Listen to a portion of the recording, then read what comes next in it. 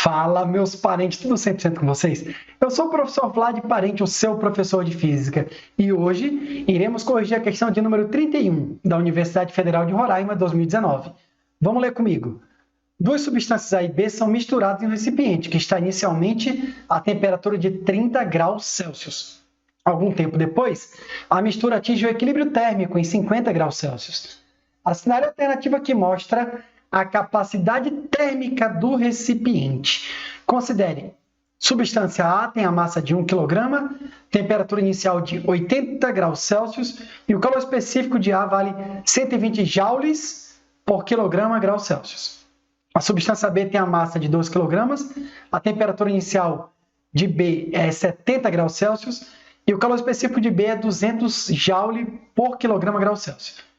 Aí a resposta, letra A, 580 joules por grau Celsius, 220 joules por grau Celsius, 180 joules por grau Celsius, 400 joules por grau Celsius ou 720 joules por grau Celsius. Parte boa dessa questão, eu não vou precisar mexer com nenhuma unidade de medida.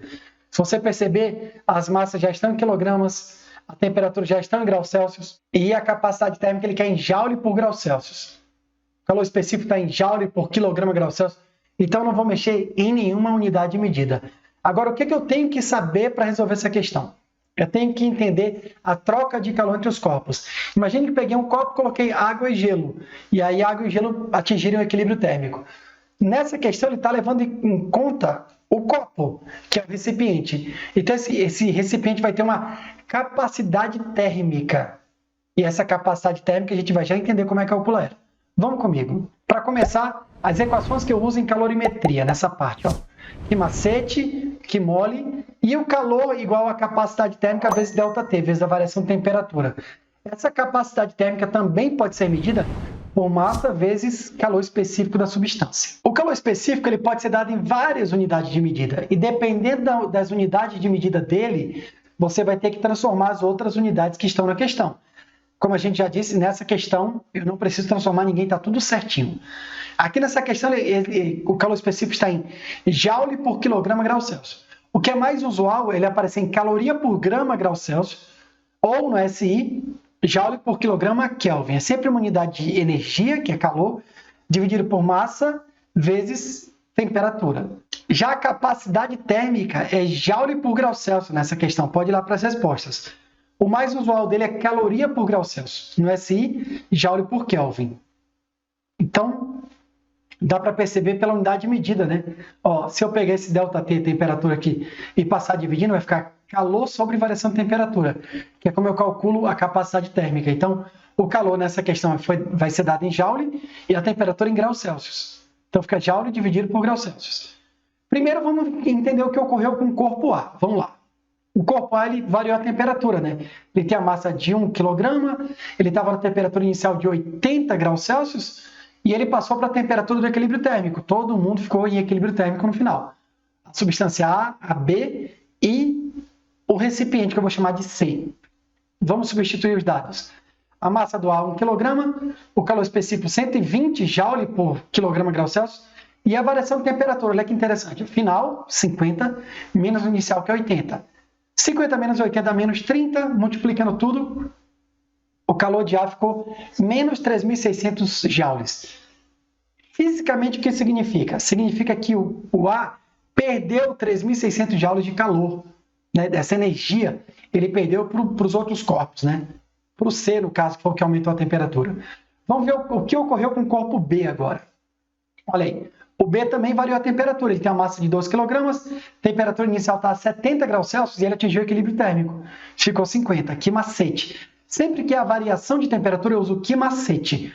Quando a substância muda de estado físico, que mole. Substituindo os dados aí do B, a massa 12 kg, calor específico 200 joule por quilograma grau Celsius e a variação de temperatura 50 menos 70, vai dar menos 20. E aí, multiplicando tudo, deu menos 8.000 joules. O B também perdeu energia na forma de calor, perdeu 8.000 joules. E o C, que é o recipiente, o que aconteceu com ele? Como eu não tenho a massa do recipiente, nem o calor específico, e eu quero saber a capacidade térmica, eu vou usar essa equação. Ó. O calor do C vai ser capacidade térmica vezes ΔT. Olha aí. A capacidade térmica eu não sei, o ΔT vai ser o final, 50, menos o inicial, que ele fala, que no recipiente inicialmente estava a 30 graus Celsius. 50 menos 30 dá 20. Então o calor do C vai ser 20 Czão, que é a capacidade térmica, não é graus Celsius, aquele Czão é de capacidade térmica. E agora o que acontece? Na troca de calor, aqui em calorimetria, eu tenho que entender que todo calor que um deu, o outro recebeu.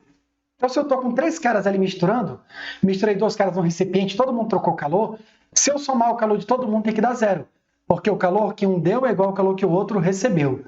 Se o A, por exemplo, deu menos 3.600, tiver só o A e o B tinha que estar com mais 3.600, porque todo o calor que o A deu, o B teria que ter recebido. Só que nesse caso, o A e o B deram calor para o C. E olha como é que fica a nossa continha. QA mais QB mais QC é igual a 0. Só é substituir cada um agora. O QA vale menos 3.600, o QB vale menos 8.000 e o QC vale 20 Czão. Tudo isso é igual a 0. Esse Czão lembra que é a capacidade térmica, que é o que eu estou procurando. Menos 3.600 menos 8.000, sinais iguais, soma e repete sinal. Vai dar menos 11.600. Mais 20 Czão é igual a 0. O 11.600 passa para o outro lado positivo, o 20 passa dividindo.